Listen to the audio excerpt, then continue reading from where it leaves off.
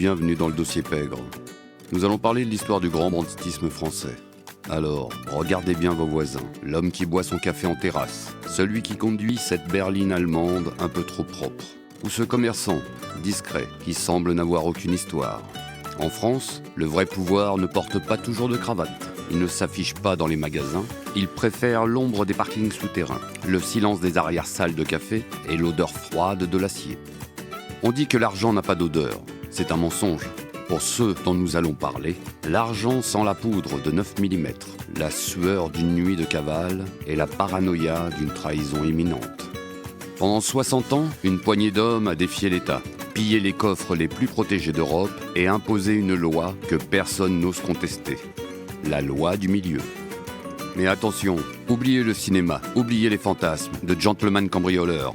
La réalité est bien plus brutale, bien plus complexe. C'est une histoire de sang, de codes brisés et de destin qui se termine presque toujours de la même manière. Entre 4 planches ou derrière 4 murs. Bienvenue dans les archives interdites, bienvenue dans l'Empire de l'ombre, la véritable histoire du grand banditisme français. Tout commence dans les décombres de 1945. La France est à genoux, tout est à reconstruire, tout manque. Et là où il y a un manque, il y a un marché.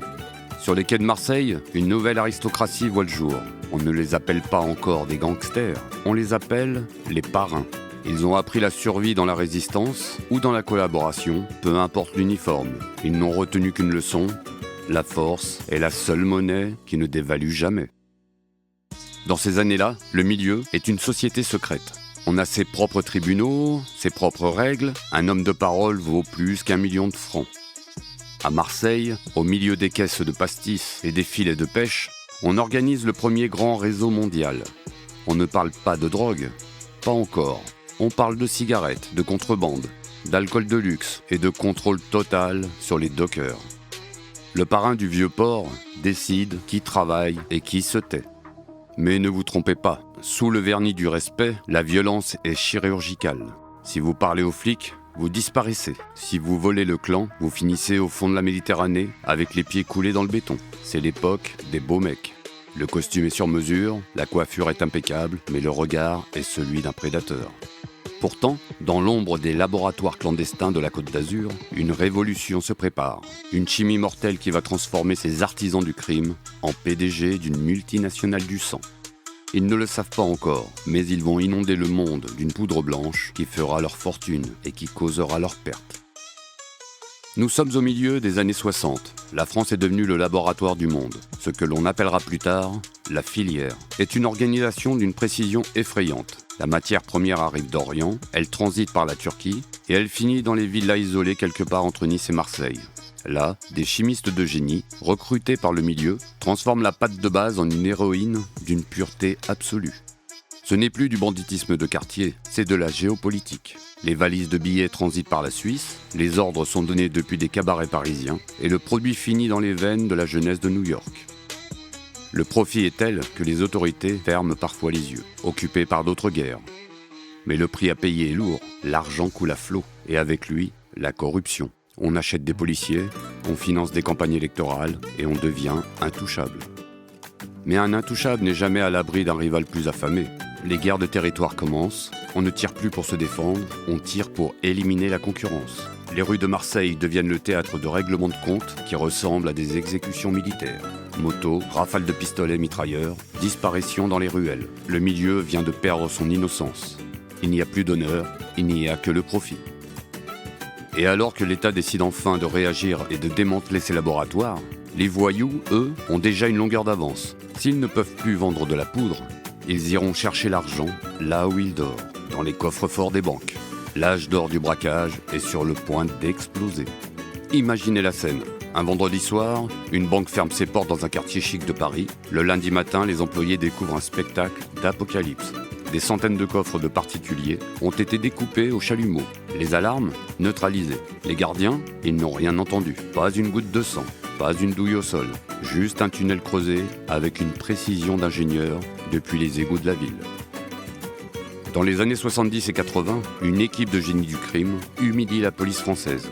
On les appelle les fantômes ou l'équipe des égoutiers. Ils ne sont pas là pour tuer, ils sont là pour le casse du siècle.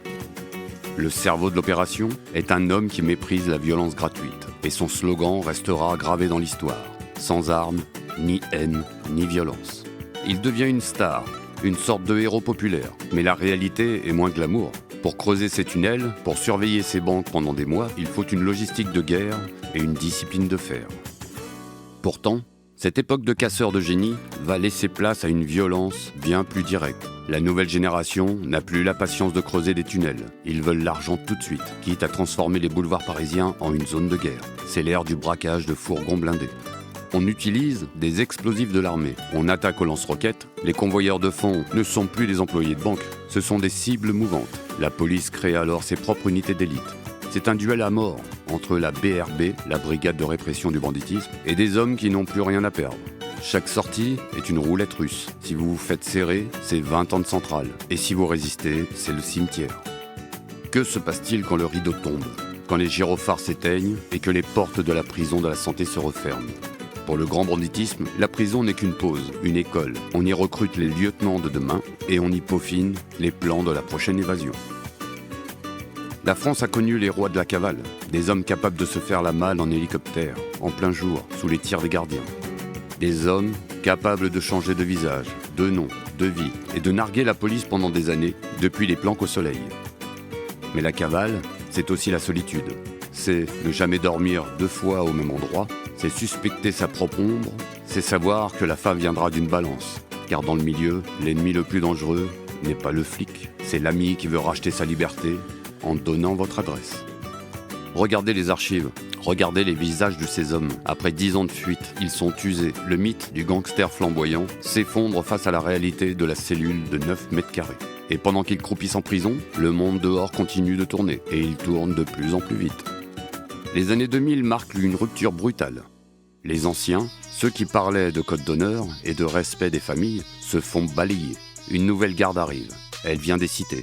Elle n'a pas connu les cabarets de Pigalle, elle a grandi avec la rage au ventre et le besoin de tout brûler. Pour eux, le banditisme n'est plus une carrière, c'est une guerre éclair. On ne braque plus les banques, et il n'y a plus de cash, on gère des territoires. On transforme des quartiers entiers en forteresses du trafic de stupéfiants.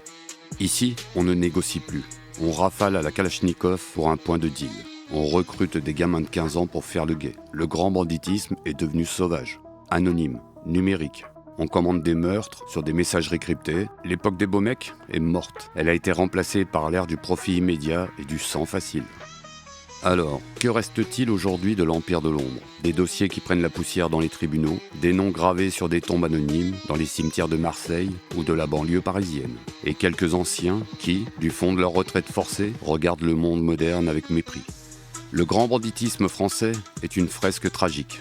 C'est l'histoire d'hommes qui ont voulu être les rois sans couronne et qui ont fini par être les esclaves de leur propre violence. Ils ont cherché la liberté dans l'illégalité, mais ils n'ont trouvé qu'une prison, qu'elle soit faite de béton ou de paranoïa. On aime fantasmer sur les destins. On aime se dire qu'ils étaient plus intelligents, plus courageux que la moyenne. Mais n'oubliez jamais le coût réel. Pour chaque liasse de billets volés, il y a une vie brisée. Pour chaque légende urbaine, il y a une réalité sordide. Le crime ne paie pas. Ou s'il paie, il prend toujours tout en retour. La maison, les amis, la famille. Et finalement, la vie. Si cette plongée dans les ténèbres du milieu vous a fait réfléchir, si vous avez ressenti cette tension qui anime l'histoire secrète de notre pays, alors vous comprendrez pourquoi ces dossiers ne doivent pas être oubliés. Le banditisme ne meurt jamais. Il change simplement de visage. Et peut-être qu'en ce moment même, dans une rue sombre, juste à côté de chez vous, quelqu'un est en train d'écrire le prochain chapitre de cette histoire sanglante. Alors dites-moi en commentaire, pensez-vous que les codes d'honneur du milieu ont vraiment existé ? Ou n'était-ce qu'une excuse pour justifier la violence ? Est-ce que le banditisme d'autrefois était préférable à celui d'aujourd'hui ? N'oubliez pas de laisser un pouce bleu si vous voulez d'autres enquêtes immersives sur la face cachée de la société. Et abonnez-vous et activez la cloche, car le prochain dossier risque de faire encore plus de bruit. Merci d'avoir écouté, restez vigilants et on se retrouve très vite dans l'ombre.